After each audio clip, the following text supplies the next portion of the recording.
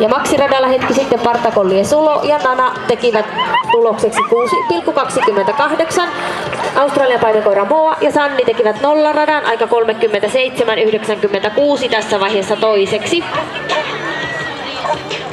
Medeissä nyt radalla joukkue numero 83, Parson Russellin terrierit Medit, Kristiina Siltanen ja Oili valmistautuu 84, 85 ja 86.